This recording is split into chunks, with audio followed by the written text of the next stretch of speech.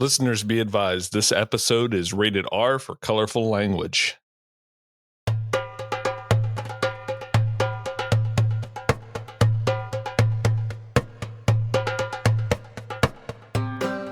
All right, welcome to Season 2 of the Sporting Chance Podcast, your home for all things falconry and unconventional hunting techniques. This podcast is brought to you by MountainStateFalconrySupply.com.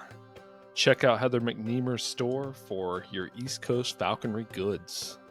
And also, this podcast is brought to you by MidnightFalconry.com, the makers of the tightest braided equipment on the market. Check out supporter of the show, Sean O'Neill's Kennel, Clover Creek Canine on Facebook. Your source for performance canines since 1983. And let us not forget our boy, Seth Roy, at NorthMountainGoshawks.com. And if you'd like to support the podcast, visit SportingChancePod.com for all of your merch needs.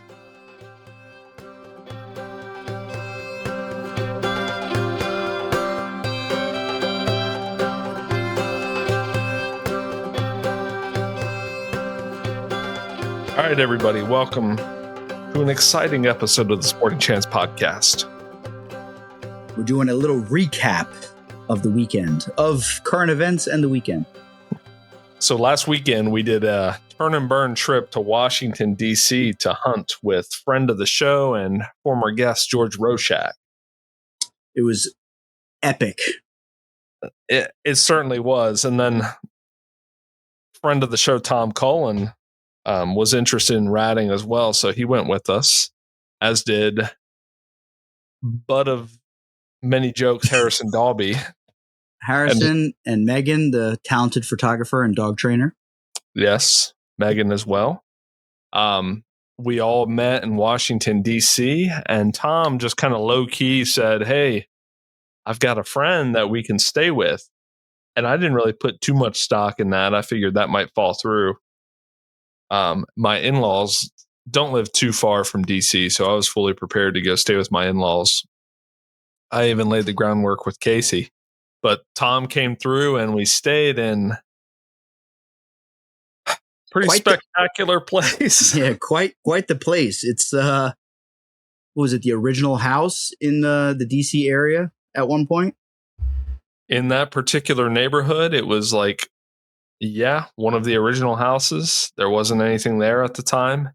It is, if you've ever been to DC and you've been through some of the more affluent areas, you see it's like these just really old, beautiful homes that are just like 6 feet apart from each other. Some of them are like 3 stories tall. You can imagine they're worth millions of dollars. And we stayed with, I'm gonna go ahead and call them friends now at this point.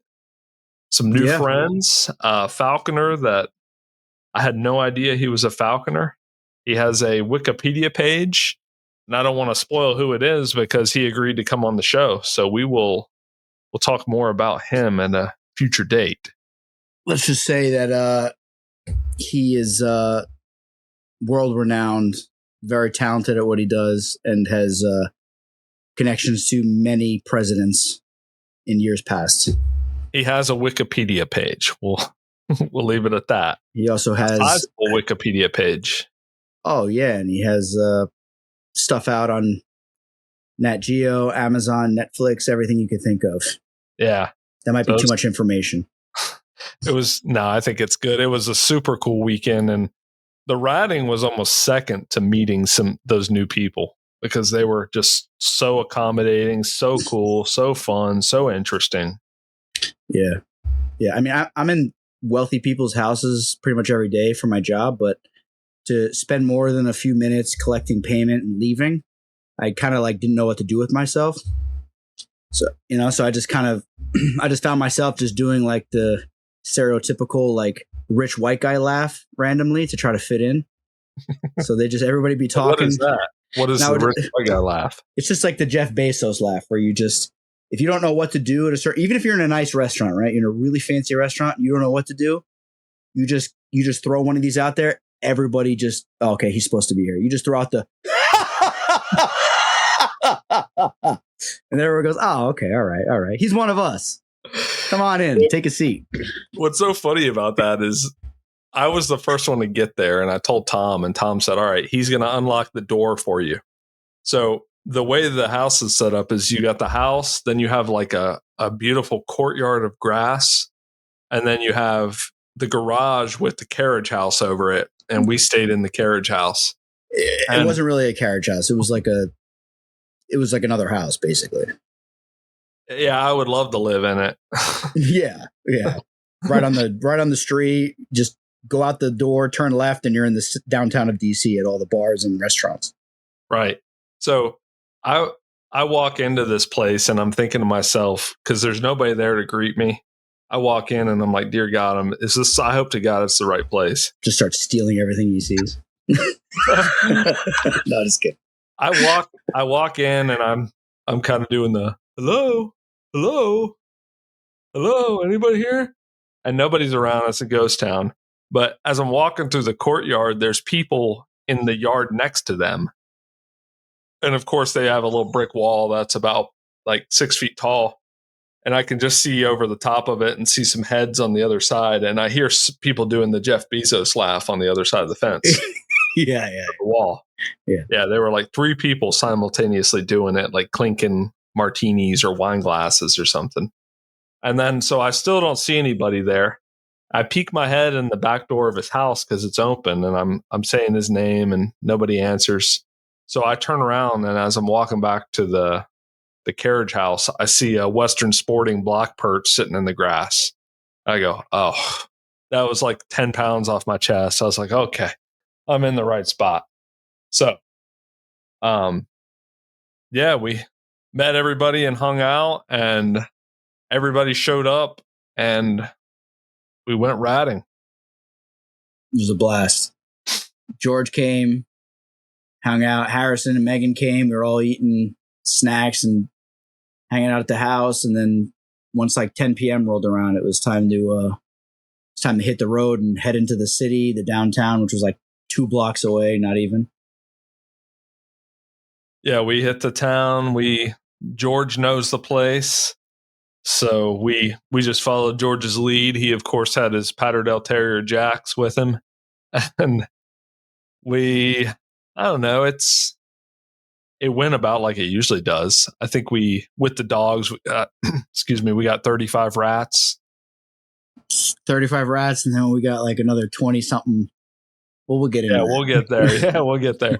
With the dogs, we got 35 rats because we had 36, but one of them was funky, so we figured that it was actually like already dead in an alley, and we had a trash bag full of rats. And of course, Tom's uncle was with us, and at one point he was like, do we really need to carry around this bag, because this is getting heavy? Yeah, the bag was at least 45 pounds, 45 pounds at least. Yeah, I was saying 50 pounds. It feels like a 50-pound dumbbell. Yeah, easily. And so we went around and killed a bunch of rats.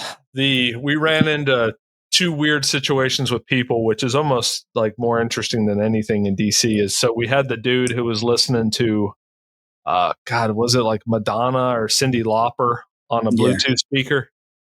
Yeah, just following us around on a skateboard like a 65-year-old man, just following us around with a skateboard, just trying to talk to us about nothing. And he was either very special or under the influence of something. And he just had this music blasting, and I could just see him swinging that skate. Right, Aaron? I don't know if you I could just see that skateboard becoming a weapon at some point. If I was a cop, that'd be like priority number 1 is like getting him to put that skateboard down, because he was behind us and he was saying weird stuff and kind of, it was getting a little weird. Well, he was acting kind of normal, like as maybe just kind of like a quirky dude for a while, and he's carrying the skateboard around. And then all of a sudden it's like something happened and he like shifted into like crazy mode. Yeah. And he like, maybe that's when he turned the music on, and it was it was either Madonna or Cyndi Lauper. And then he just drops the skateboard on the ground, and he just like he is super serious, and he just starts ripping it up on the street on the skateboard. Yeah. And then he's just gone. Well, he hung around a little bit and kind of was still lurking and like in the road, and cars were like stopping, and he'd like smack the skateboard on the ground and kind of stumble around. Like it was very strange, like very bizarre. And then George said that he's seen that guy around for, many years doing that, like every night. So I guess he just does some stocks and makes a couple $100,000 and then goes out in the street and just terrorizes everybody. I don't know what his deal is. Well, earlier the day when I got there, I didn't pack appropriately because it's pretty warm here, but I get there and it's like cool. And I'm like, oh man, I need a hoodie or something. So I walk a couple blocks away and I'm trying to find a store that would sell a hoodie. And he's out there earlier in the day. Oh, I didn't realize that. Yeah, like 7 hours earlier, he was out there listening to the same song on the speaker, but he was carrying the skateboard. Mm. So maybe that song is like a trigger for him. Yeah, there's probably some. Well, you're a counselor. You're probably some sort of trauma with that, or something good going on. I don't know. I just know. Yeah, I saw what you were talking about, where he was all laughing and like trying to like talk to everybody, and nobody was really kind of talking because he was obviously, acting really weird. And then randomly, he just like you said, it's like those funny memes, like where like someone's smiling and then they put their hand over their face and then they have a serious face. It was literally like that, like right in front of our eyes, and then like I don't know. I'm not a psychologist, but I would say like the thought of whatever he's trying to mask popped into his head. His dad probably beat the shit out of him for playing with a skateboard when he was a kid or something. And he did not look like a skater either. That was one of the other. No, he just looked like a rich white guy that was like, just completely drunk or on some kind of drug. Yeah, he was clean cut. Yeah, he had like the skater pants on and like definitely looked wealthy. Maybe he's like some politician's like crazy brother that he just, bankrolls and he's just, that's his thing. Yeah. Yeah, maybe. Yeah, it was super interesting. And then we got yelled at by a Karen in an alley. A male Asian Karen. He was like, hey, excuse me, guys. You're trespassing. Yeah. And of course, George was dealing with him and everyone else was down the alley. And I walked down the alley and said, they want us to leave. And then as I'm saying that, and as George is talking to this guy, like his security from the restaurant comes, and they're the softest security I've ever seen in my life. Those dudes were not doing anything to anyone. No. And they never have either. Because you see security when you're walking around DC outside of bars and clubs. You'll see like big dudes who you really wouldn't want to deal with them. Like these guys it'd be a problem if they came after you. These guys were not that. No. And they were smiling and stuff, like all weird and awkward. Yeah, they were like nervously smiling, like, oh shit, we actually have to do something. Yeah. The politicians, it's not the usual politician drinking too much at the bar where we have to politely ask him to leave. We actually have to. These are rough looking dudes with dogs in the alley. And then, of course, the dude was like, well, if you want to kill rats, go ahead and kill rats. And at that point, we're like, nah, man, you fucking ruined it. So he was like, no, like, kill rats. I need to ask what's going on. It was almost like he knew what we were doing, but he came out to like exert his authority over us. But then like when we were like, all right, we'll just leave. And he was like, no, you could stay. And we're like, no problem. We'll leave. And he's like, oh, all right. And then like the two guys in suits, like from the Matrix, are like standing there smiling, like all awkward. And I'm like, all right, get the hell out of here. Super weird. I was afraid he was going to call the cops, and I was like, man, I just don't want to deal with the cops. So let's get out of here. Yeah. So people kind of dropped off throughout the night, and then we ended up getting done at like right 1 a.m. It was about 12:30, 12:45 where we called it. And then we didn't eat because we were like, oh, should we go get food? Like while we're hanging out at the house, we're like, should we go get food before we go ratting? And everyone was like, oh, I'm not hungry. And I was like hungry then. And so then we all didn't eat. So we were like ratting for like 4 hours without eating. And then I'm like, dude, I got to eat something. So George's like, oh, I know this great, like, Habibi place. Let's go get food there. So I was like, all right. So we go there. We go to this. It's kind of like It was actually called George's, I think. that's probably why he likes it so much. If he tells you that a restaurant's clean and it's good, I'm going to trust him because he knows what's up in that area for sure. 100%. Yeah. You don't go into a restaurant unless George tells you can go in it because he's been in the back, in the kitchen, in the alley, in the garbage. So if he says do not eat at this restaurant, you do not eat at the. It was so funny because we had our hosts with us the whole night, which was surprising, and they they were like asking George the whole night. So you're saying I can't eat here anymore? He's like, no, do not eat here. And they're like, what about this place? I love this place. And he's like, yeah, this place is all right. And it was like, he just, and it's like, just, and I'm a plumber and I'm in the back of these kitchens too. And you see some of these places and it's like, sometimes it is as advertised where you would eat off of the floor at this place. Like even in the kitchen, you would eat off the floor. And then other times it's like, I wouldn't even if it was free, I wouldn't eat it. You know what I mean? Because of how the kitchen is run and how nasty it is back there. So George, it was just funny. It's just like a funny little thing of the night. The sketchiest thing that I saw was the open containers of rat poison. So there was people will make like a rat poison slurry where they'll just like dump the poisoned rat bait in like a tray of water. And they'll just leave it there open to where anything could go to it and drink the water or, slurp up the rat poison. And we were down this alley with dogs. I'm like, holy shit. Cause the dogs will stop and get a little sip of something nasty every now and then. Yeah, it was disgusting. Yeah. So that was fucked up. And our host saw that. And I guess that was behind a restaurant that they like. And they were pretty disappointed about that. Well, there's very clearly a rat problem, in that whole area, and well, they were disappointed by it's like super illegal and super unethical to have like exposed rat poison sitting out. Yeah, if you're going to use it, it has to be in a box. If it's not in a box, it's illegal. I didn't realize that was for actually good reason too, because it's in the box to keep dogs from cats and birds and other animals getting to it. The cats could drink it. Yeah, well, that's kitty Kool-Aid. Yeah, so we call it around here. That was sketchy. I think that was the sketchiest thing. So I think their eyes were opened by going out with us. That's for sure. Yeah, and they had fun too. They were all excited. Yeah, they had a blast. We also had a Kennedy with us, which was fun. Yeah, I had a Kennedy. That was unusual for sure. Yeah, it was fun, and they were getting down and dirty, jumping around, going through fences.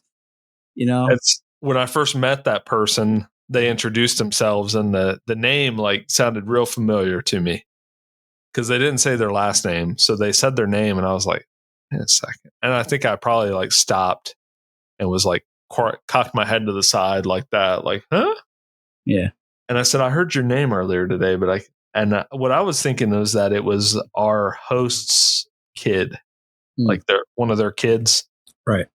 And it didn't all click until later when you had said something to that person about it. And because I was filming and this individual was asking if they were going to be in the video, and I said, "You don't have to be in the video if you don't want to be in the video." They said it was okay. I don't remember, to be honest. I'll have to check the tape. But it doesn't matter. I'm not even if when we make the video, I'm not going to make a big deal about it. Yeah, they're just going to be in the background and some shots. Yeah, I'm not going to. Yeah. Which you're leading us to a good point. So we're making an effort to do some more video content, good video content. And this trip was part of that, was to get some good video content. And between the two of us, I think we've got some good footage. Yeah, well, you had that cool GoPro handle that recorded the entire night, basically without the battery running. And I was doing the old school falconry hunting where I'm turning it on during the good stuff, turning it off during the bad stuff. And you just had that thing running the whole time. And so you never know when the good stuff is going to happen exactly. Exactly. And then you also left that on the ground. And the next morning, a dog walker stopped me and said, "Is this your GoPro?" Yeah. And that was the new one too. That was like the 13 one that I dropped like an idiot. That would have sucked. So we go to the Habibi joint, George's, and we all just destroy the food we have. And then we go get some drinks at a place that George recommends. And dude, the manager of that place was wilding out. Oh, he was enjoying a little bit too much at his own restaurant and bar.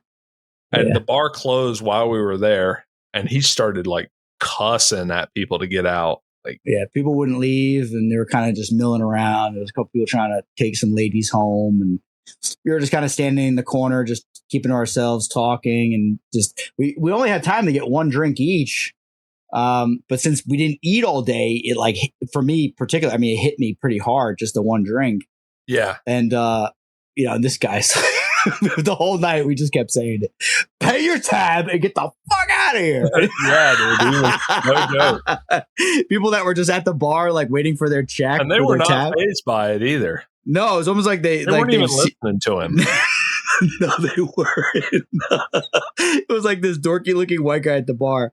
And the manager goes up and starts smashing the bar with his hand, like smacking it. And he's like, "Are you leaving or not?" He's like, "I'm just trying to pay my tab." He's like, "Well, then pay your tab and get the fuck out." And then the bartender comes over. He's like, "Hey, he's trying to pay his tab." "Well, get him out of here." It was like the guy was wasted. It was so funny.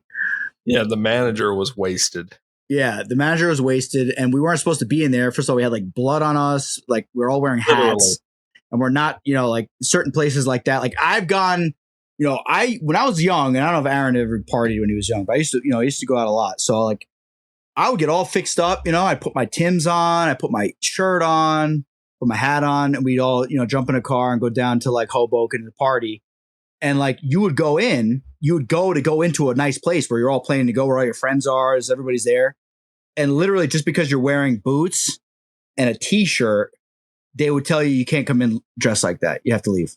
And like all your friends are inside.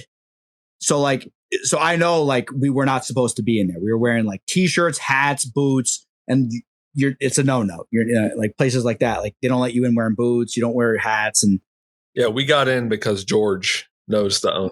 Yeah, George sweet talked the owner. He let us in, but and then we got a couple drinks. The place was nice. It was fun. Drinks were good.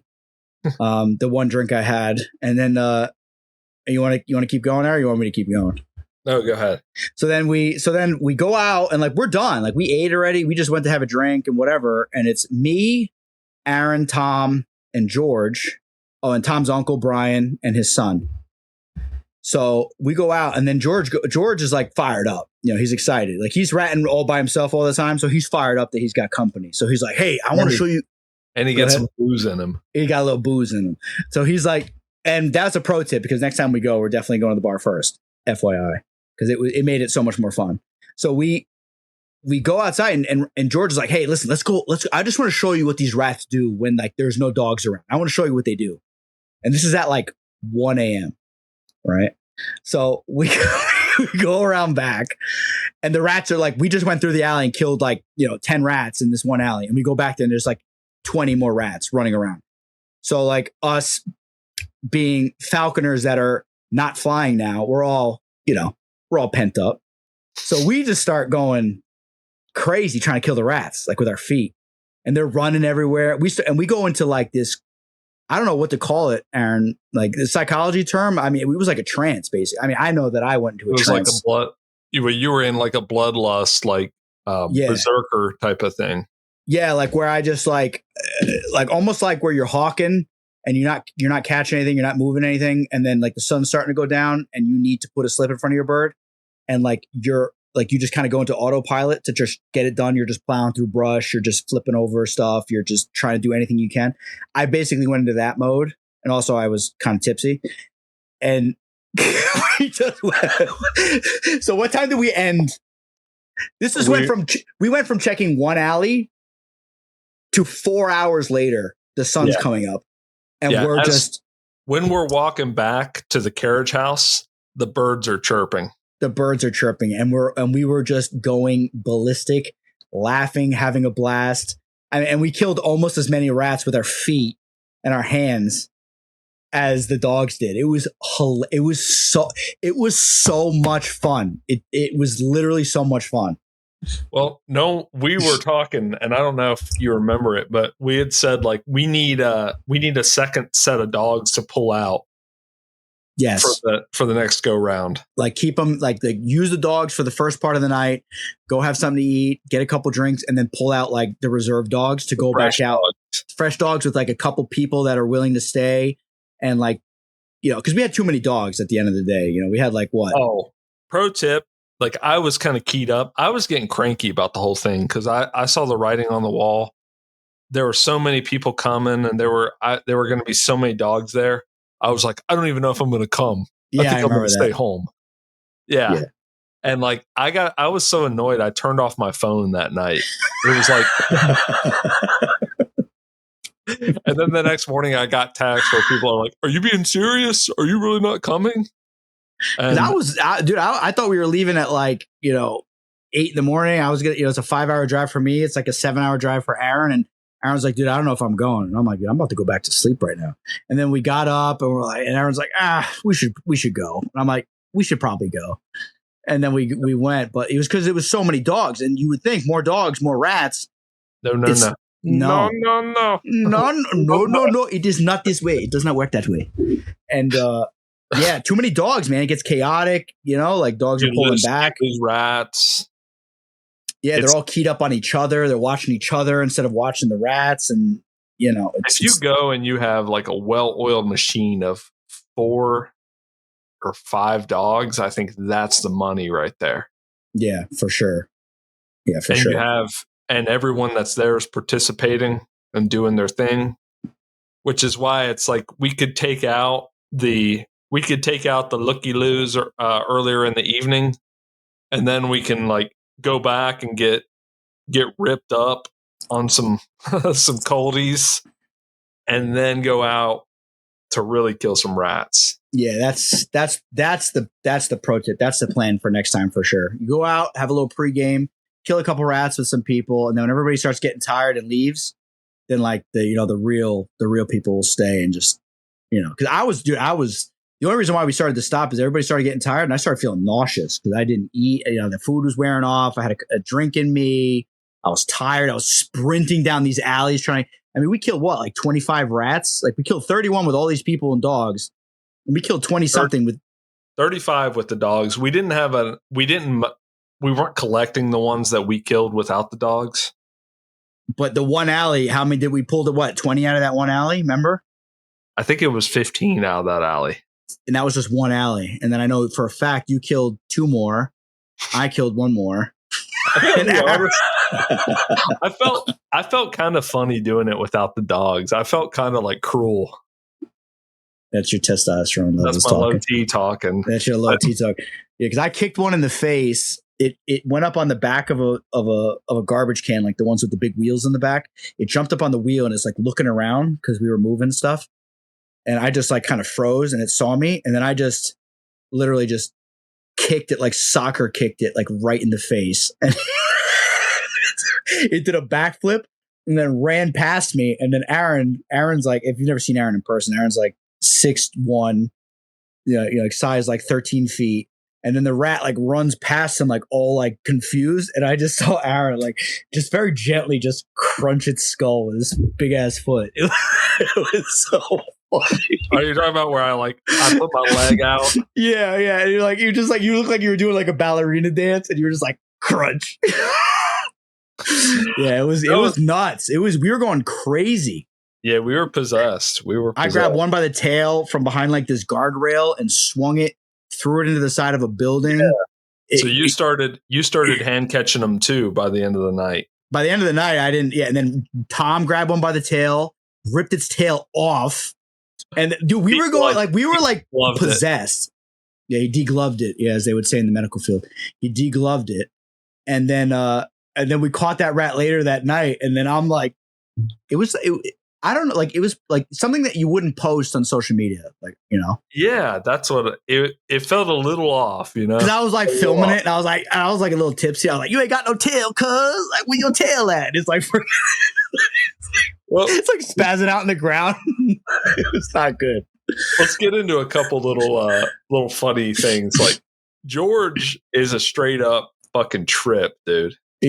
That guy, that clip that I took of him coaching Tom, that clip will Let's give never some die. context. So we Yeah, go into this little teeny like little alley, and it's like it's not really an alley. It's almost like there's Like a a gate there. Yeah. You open up the gate, and then it's like a 20 by 20 area, right? But there's a little like 4-foot walkway between like the one building and another building, and then it opens up into like a little corridor where people keep their garbage. And it's like you said, like it's like a 20 by 20 with a set of stairs that go up to like a fire escape, and that's it. And a couple doors to like restaurants where they open up to put their trash out. Right. And that's it. So it's basically like just a little area for garbage is all it is. And that is full. It's full of rats. It always has been. Every time I've been there, it's full of rats. So the rats were running up the steps, and then they would hit the top of the steps, and they would jump. They would start climbing some wires, and they would climb up to the roof of the building. And we found this like PVC pipe or something, like this yellow PVC pipe. And Tom picked up this PVC pipe, and he's trying to hit this rat that's on the steps, and he's going like rapid fire, just like swinging it like a madman. Yeah. And then George stops him afterwards, and he was like, I don't even know what he said, dude, but he was just coaching him on like, he said basically the gist of what I deciphered from what George was saying was that Tom was matching the energy of the rat. Like the energy that the rat was giving off with that like hyperactive, like Tom was matching it. So the stick was moving the same way the rat was kind of moving, where it's like, and then like George was saying like, the rat was taking a hold of you and it was getting inside of you. And you were doing what the rat was wanting you to do, and you were matching its energy. He's like, you have to stay calm, and you have to have your own energy. And then he started doing this sweeping motion, like, and he's like, it's like hockey. Like where you just smooth back and forth, and you'll whack it loose, and then you'll be able to kill it. But like the way he was coaching him, and we were all a little dizzy, it was so funny. And I have the clip. Like the clip will never end. It'll never die. I hearted it in my phone. Like I'll never delete that video. It was so funny. He's like a rat killing sensei. Literally, yeah. It was like yeah. The dude knows what he's doing. He is, and Tom's killed some rats. Tom's been around. Like he's not, you know what I mean? He's not like, but George just like, just picked up on his body language and was like, he's like, that rat got inside of you. He took hold of your soul, bro. And then when you posted the clip on Instagram, yeah, and 3,000 views on my story alone. And George commented on it. So you got a private message from George. And what did he say about Tom? And he said that guy in the green sweatshirt is the truth.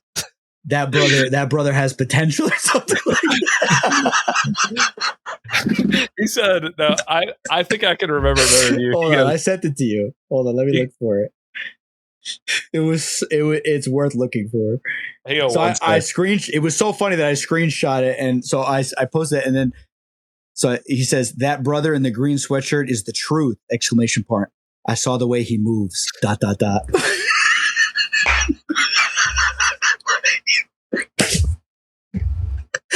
he just took a view into Tom's soul to like see how he deals with rats. It was so funny. He's gonna take Tom as like a rat killing apprentice or something. Yeah.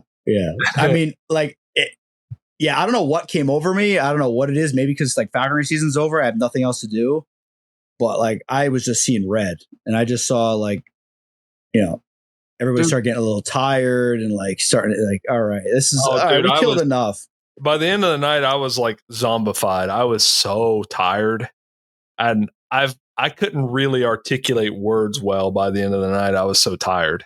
Yeah. And I just was, I don't know what was going on with me. Maybe it's like Aaron could probably break it down like psychology wise, but I was seeing red. I didn't want to stop, and George didn't want to stop either. So that kept egging me on, and we just kept going. George was stopping me, and he was like, bro, he goes, what's up with your friend over there? And I was like, I don't know. And he's like, I think he's got the devil in him. Dude, at a certain point, it was like, I'm just like sprinting as fast as my legs will move down alleys, chasing these fat rats that are trying to make a break for it. Dude, rats just stomping them. Can't they? Dude, they can boogie, but if they run in a straight line on the edge of a building, I mean, I could I'll catch them and I'll It's just crush them. amazing how little those little legs, and they can run about as fast as a human can. Yeah, I'm literally, I'm not I used to be fast, but I'm not the fastest, and You're like, fast enough. dude, and my legs are still sore. Like literally my legs are still sore from Yeah, sprinting. I was sore for days after that. I'm like, dude, we were walking on concrete, like actively, like kind of running around on concrete for like 8 hours that night. Literally, yeah. And then I got blisters on the balls of my feet, like in the front of my feet. Because when the rat would make a break for it, I would push off and sprint, and I was pushing off and sprinting so much that my feet kept sliding in my boots and like hitting the back of my boots to give me like. So I started getting a blister. I got blisters on both my feet from sprint, like going ballistic, sprinting, trying to catch. Something about rats, man. Maybe because my chickens, like I hate rats and my chickens. I have like this, like I'll be like my wife. I'm gonna go check that. I'm gonna go lock up the chickens. Go check this, and like it'll be like 11. Dude, I'll come in. I'll grab the dogs. I'll come in at like 1:00 in the morning. And my wife's like in bed, and she's like, "What the hell were you doing?" And I'm like, "I saw a rat," and like I couldn't stop till we got it. Like I'll be out there at 1 in the morning at my own house on a work night, like shoving garden hoses down holes, freaking shoving gasoline, lighting it on fire. Like I get like crazy trying to get rats. I hate rats. I don't know why. He's got the devil in him. That's what he said to you? Yeah. He said, I think he's got the devil in him. Yeah, right, bro. He was going just as hard as me. What is he talking about? And then he said something that we both thought was hilarious. He was talking about things you can do to like scare rats or stop rats. Oh my God. Don't even get, oh my God. That'll never. And were you weren't filming? I wasn't filming when he did that. Maybe. I don't know. I might have been. But he was talking about like sounds you can make. And it's funny, we do the same thing in falconry. Yeah. We'll like, you can make a squirrel move by going, yeah. It'll like scare them. And George said, he was like, man, you can do this. And he like makes the sound. And he goes, it's like some snake type shit. No, he goes like this. So he's kicking the dumpster, and they're having like a quinceañera on the other side of the freaking fence, and there's like a party going on. And he starts kicking stuff, and then he goes, you know what you could do that's really good too? And he goes, and he spits like on the side of the dumpster. And he goes, it's like it's inside of rats. Like it's like some snake type shit. Where they see that and they think it's a snake and they run. Like this guy is like rats are his life. Like killing rats is his life. You know what I mean? Same like with us with rabbits and squirrels. Like I told the story a while ago on the podcast about hawking rabbits with Paul Kupchak, and he started doing this like, and I was like, what the hell is this guy doing? Like, is he like senile? Like, I don't know what the heck's going on right now. And then Tom was like, no, that if you do that noise, it sounds like a bobcat purring or making an audible kind of noise, and it's instinctual in rabbits to get the heck out of there because there's a bobcat nearby. So like when you're chasing game long enough, you start getting like these weird like little like niche kind of noises you can make to like get the animals to do what you want to do so you can get it. It's crazy. Snake type shit though. That's going on. Snake type shit though. It's got to go on a sticker or a t-shirt or something. Yes. It was great. It was just I love ratting. I love it so much. It's so much fun. It's the most fun. Like if you're not hawking, it's the most fun you can have. Like I don't care what anybody says. All other dog sport, like the digging, okay, all of that stuff, cool, right? I'm into all of it.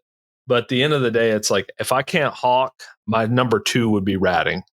For sure. Yeah, for sure. Because you're just and there's like, and the thing with George, like I felt like I was trespassing the whole time I was there. I'm like, are we supposed to go in this alley? He starts unlocking gates and stuff. We start just swinging doors open and walking through.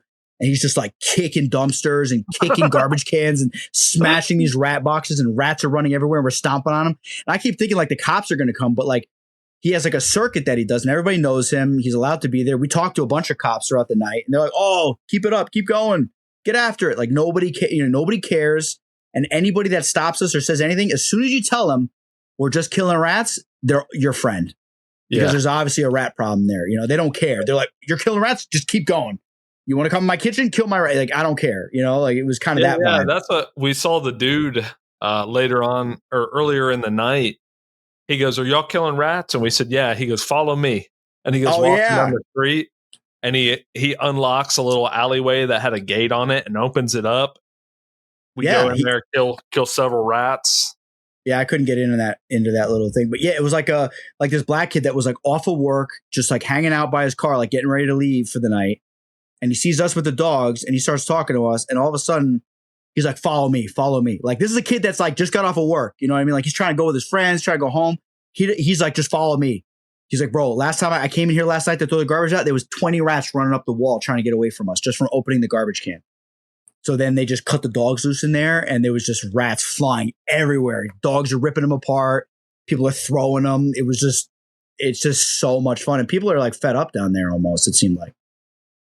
Yeah, that's life in the northeast cities, I guess, right? I mean, if I was in someone's backyard flying my bird, and they asked me what I was doing, and I said I'm killing rats, they'd be like, "Yeah, I don't care. Get the hell out of here. What are you doing here?"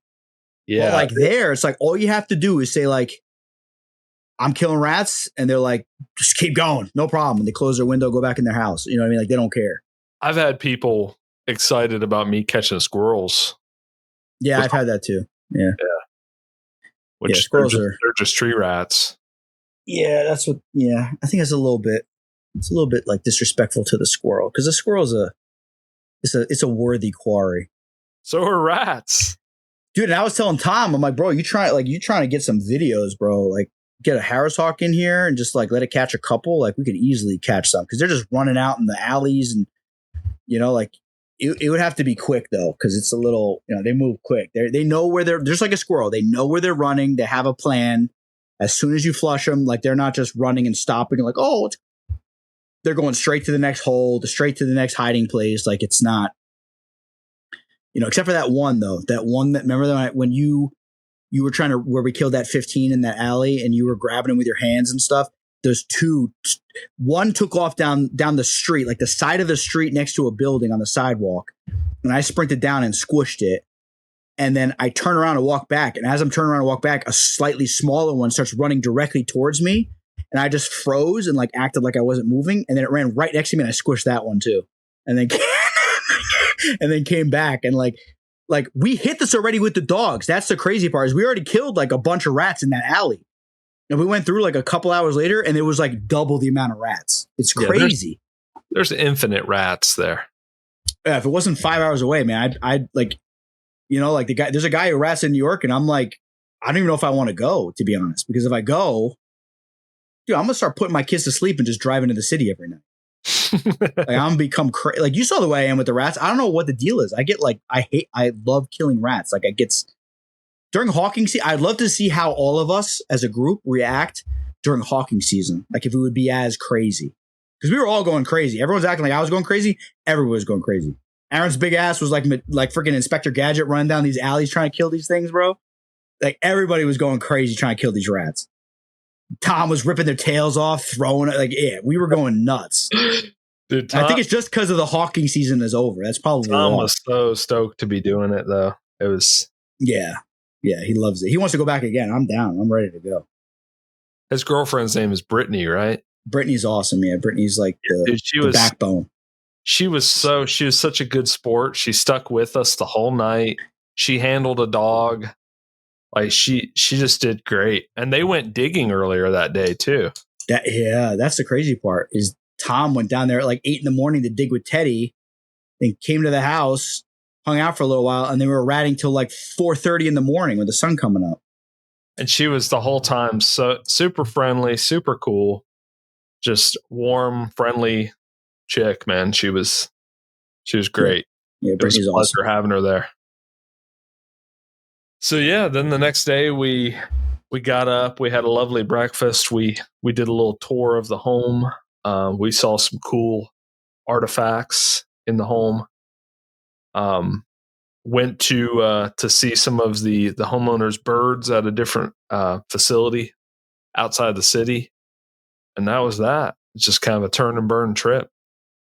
Yeah, it was quick. It wasn't as quick as me coming down to your house for our little meeting. So the weekend before, I guess, right? Yeah, literally the weekend before.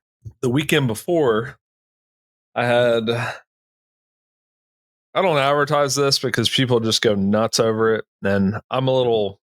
It's not falconry, so I don't really talk much about it. But I am an avid animal keeper, right?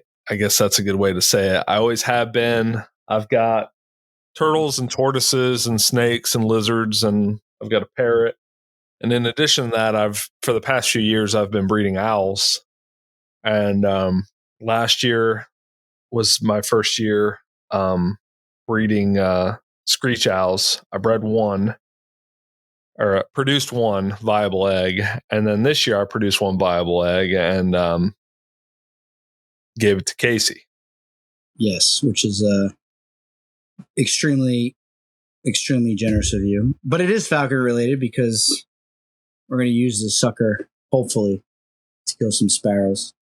Yeah, so for those of you listening, it's sent behind Casey right now on a little block perch. Yeah. It's the coolest thing ever, man. It's so cool. It's like the cutest little like for example, all of you who watch the show, you know my wife, right? Everybody knows my wife. I say I got to go to work.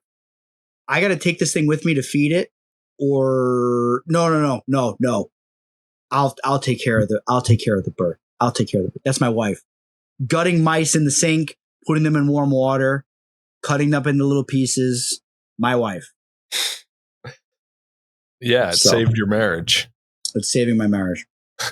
She loves this owl. It's like her little friend. And the owl loves her because she feeds it and hangs out with it all day while I'm at work. So it's trying to like run across the countertop to her and jump on her hand, go up on her shoulder. Like it loves her. Owls are different. They have they're not the same as hawks. No. Not even close. You can hand feed owls and they don't get aggressive towards you, in my experience. I was told to hand feed this one by a few different guys. Yeah, it's not the same. If you treated a goshawk like you treat one of these owls, you'd be dead. Yeah, or you'd have a lot of behavioral things you'd have to deal with later, for sure. It would be a big problem. Yeah, for sure. But the owls, it's no problem with them. It makes them really cool to keep. And Casey, like he had said, he's actually going to make an effort to hunt this owl. Yeah. Where I live now, there's barns everywhere. There's dairy farms all over the place, and there's sparrows and starlings roosting in these places nonstop. So I don't know how I'm going to exactly do it. I've been talking to a former guest of the show, Tyler Wright down in South Carolina. South Carolina. He's been coaching me a little bit, giving me some insight. You've been giving me insight. Tom's been giving me insight. And I'm gonna try to. I mean, it's not that much effort. I'm just gonna go to barns at night and just see if it'll just leave the glove and catch a sparrow. I mean, it doesn't seem like it could be that hard. It's a pretty gamey little bird. I think it'll be fine. Yeah, I'm not gonna I got guys messaging me. They're gonna, you're gonna car hawk. You can do that. I'm like, a kestrel is already a vulnerable thing. You're talking about a screech owl out in the open, flying out of the window of your car, exposed. Like that thing's gonna be dead in like a month. Like, especially where I live. Like there's no way that thing's gonna last. Everything hates owls more than anything. And it's a tiny owl. And an owl they can eat, forget about it. Yeah, it's over. I think a blue jay could probably kill the screech owl. For sure. 100%. Peck it to death. A crow would easily kill it. Yeah, for sure. Yeah. No, there's no way. Yeah, there's no way. I'm just gonna do a couple bags with it. I'm already getting it coming to the glove and stuff. It hopped last night. I mean, it's just a little imprint fuzz ball. It's already hopping off the counter to the glove and stuff. Like I'm kind of learning as I go. But yeah, I'm not gonna, I'm gonna do that until the end of the summer, and then we're gonna get back into the goshawks. Unless it's like killing stuff like every night like crazy, then I might, fly the goshawks and go out at night and keep going. But no, this little thing is the coolest little thing. And Aaron, I really appreciate you. I know you had a couple people breathing down your neck. Yeah, there's plenty of people that I would like to help out with one, but You really wanted one last year, and I just wanted to make sure that you got one. I appreciate that. And in Yeah. other news, on the subject of birds, we're getting close to baby goshawk season. Very close. Some people out there already have their baby goshawks. I see them on social media inside Home Depot in the shopping cart. Completely unnecessary, but yeah. I see y'all out there. I've got some prospects to get a hold of one myself sometime in the near future, so we'll see. We're doing a little sporting chance trip to Michigan to pull. Michigan, I thought it was Minnesota. Oh, it's one of those. Yeah, one of those. Somewhere up north we're going. Somewhere up north. We're doing a little sporting chance trip up north to hopefully see some goshawks get pulled. Yeah, just see some active nests is fine with me. Yeah, man, I'm super excited. I've never had the privilege of seeing that, so I'm looking forward to it. Yeah, yeah. It's being at an active goshawk nest.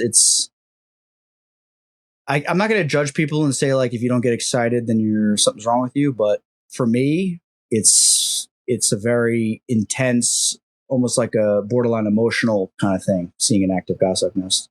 Well, I took Casey to one of my rabbit spots here. That's just like crazy, just full of rabbits. But it's a tough spot because it's like literally in the middle of town. You're standing there, and there's cars on three sides of you, like traffic on three sides of you, and people walking. People walking with dogs. It's just it's a tough spot. If this spot was in the middle of the country, no problem, right? But its location makes it tough, and I guess that's why there's so many rabbits there. Place is full of rabbits. Infested. I was showing Casey, and he like lifts up his arm, and he's literally got goosebumps from watching rabbits.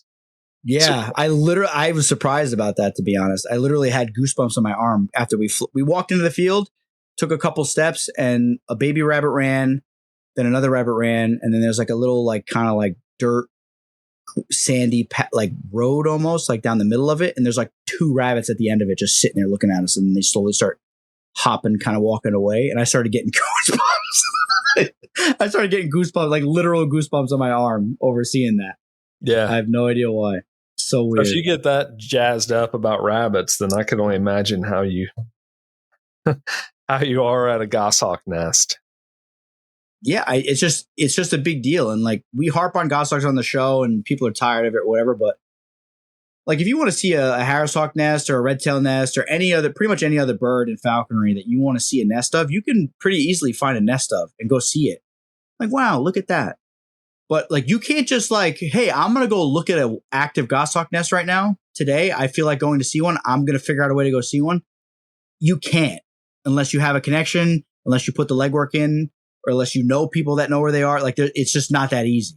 So it is a special thing, regardless of what people say. And it's a special thing. And if you find one or have the privilege of being at one, it's a very special thing, you know? So Aaron's going to hopefully get the chance to see one this year. And he has a permit in his pocket. I'll have a permit in my pocket. And you never know. So we'll see. Crazier things have happened, right? Correct. Looking forward to that. So I don't currently have a bird, and I don't have any done deal like guaranteed birds in my hand. Bird in the hand's worth two in the bush, right, Casey? That's right. You got a couple offers though. Yeah, I got stuff out there though. I got things in the mix, and one of those things is possibly going to trap a unusual subspecies of red tail in another state. Yeah, so, that would be really cool if that comes to fruition. Yeah, we'll see what happens with that, but big things in the works. I also have a connection with a chocolate goshawk, possibly. We'll see. Do you? You never know. Huh. We'll talk more about that when we end this. Yeah. Yeah. Okay. It's close. Yeah, I somebody was selling some chocolate goshawks on Instagram. And I messaged this person and I asked them what they're asking for them, and they said, send me an offer. And I said, $1,500 for for a female. And they viewed the message and chose not to respond. Wow. Yeah, that's to be expected, to be honest. But on the real, though, I thought $1,500 was fair for a red-tailed hawk. We've gone over this at nauseum on the show, and it's just these guys are spending So Seth Roy, our boy, sponsor of the show, just the man, right? The man. He knows goshawks. He knows how much they cost. He knows how much the breeding aspect of them. If you want to acquire breeding pairs of them, we know how much these birds cost. And he shares that with us. So if you want a breeding pair of goshawks that are active producers, they're $10,000. So it's 5 and 5.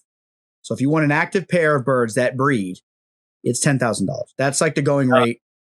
And we ain't even talking about the chambers you have to set up for them, because correct. You're not keeping goshawks together 12 months out of the year.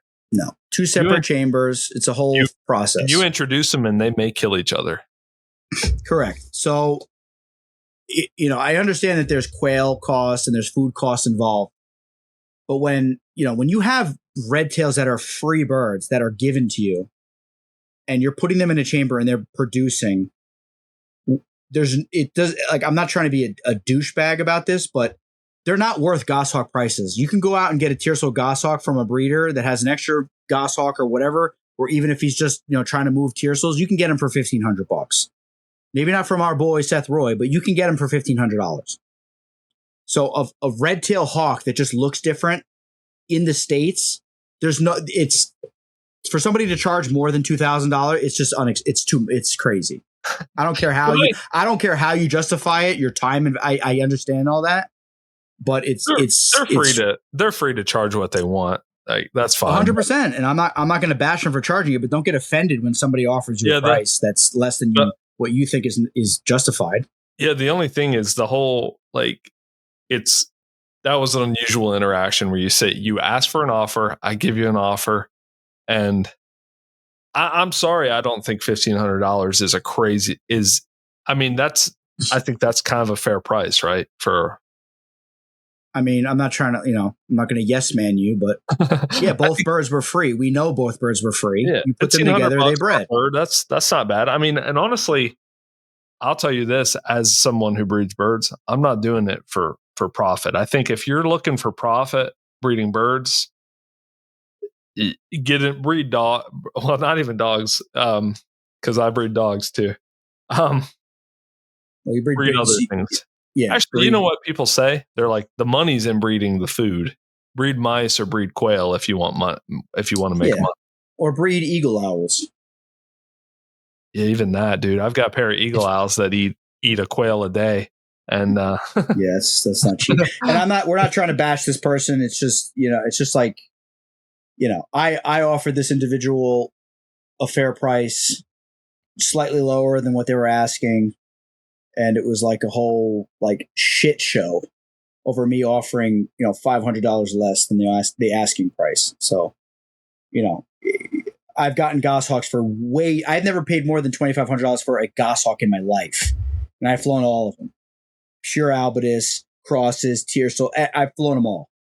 And if you're charging goshawk prices for a red-tailed hawk that's free, you could just say no. You could just say no. That's less than what I'm asking. But you can't get offended at that. If you get offended at that, then you're just low IQ as far as I'm concerned. Well, that's all I was asking for was an exchange. The way I see it is, you make an offer, you don't like the offer, you counter it.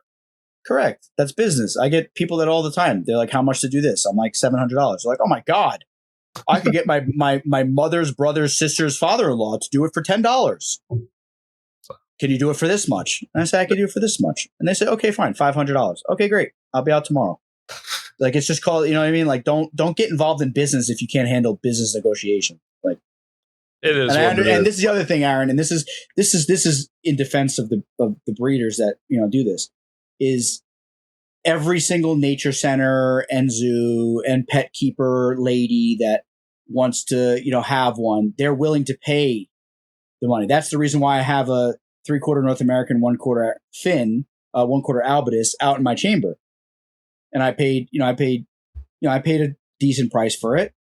I still think I got a deal on it because I know the bird, but there's people that are willing to pay what you're asking, so I understand that. But if Aaron's willing to fly the bird and put the time into it and kill a whole bunch of stuff with it, like who he is, he has a reputation. I have a reputation. Like I'm not just going to put it on a perch and charge people money to see it.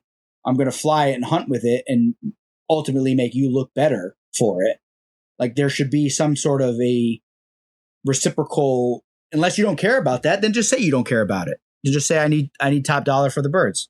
Then just say $1,500 is nowhere near what I'm thinking, and leave it at that. End of discussion. You don't have to get offended. I guess. Well, we'll see. We'll see about that. Anyway, yeah, it'd be a fun bird. It's not going to do any better than an eastern red-tailed. That's for sure. Yeah, it'll probably be more work and more hassle, to be honest, than a passage red-tail. But it's cool looking. That's all there is to it. Yeah. So go out and get a free red tail for nothing, gas money to drive around, find one, or pay a goshawk premium price for a red tail with different color feathers. That's all it comes down to. My thing too is the chocolate. Like, in some ways, I'm kind of interested in it just because it's chamber raised, parent raised. I think that the general. People have just kind of generally agreed that, oh no, you want a bird that's already been out hunting squirrels already, right? That's what people want out of a red tail. They say don't get an early season red tail. I think it might be kind of cool to get a really early, like a chamber raised red tail, for instance, and mold it to exactly what you want. Right. Exactly. Because there's, we had the interview with George Blanco from Florida. He's getting these birds real early. He's hawking them from the fist, from T-perches, catching ducks on a regular basis. Regular passage red tail trapped in November is not necessarily going to be as game to do that kind of stuff than if you get it a little earlier and kind of mold it to what you want. So there is something there that could be beneficial. So maybe, I don't know, and so the color isn't so much as important to me necessarily as the age. So I don't know. I think it might be cool to get a pair of red tails and breed those. Just normal, just to get a big, gamey, proven female red tail that you've hunted with, and then do the same with a male. Find like a nice sized male that is a gamey, good natured hawk and breed those. Right?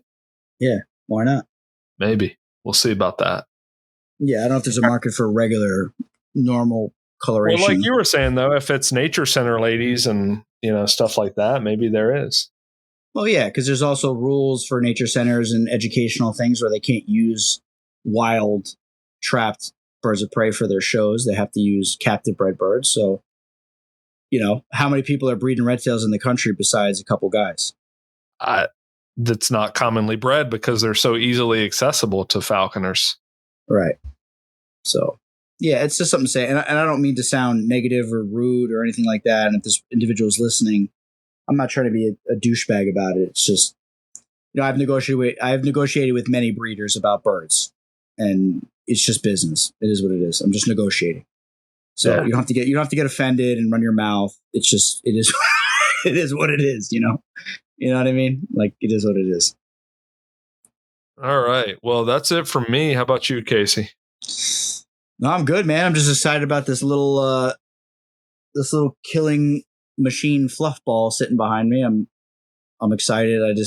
I don't know what steps to take, like if I should start doing bags with it or just let it go. I hear a lot of anecdotal stuff from people that found out that I have one. So they're messaging me and they're like, dude, I didn't do anything with it. And then all of a sudden, it just killed a sparrow, so I don't know. I'd get recall on it and I would bag it. Yeah.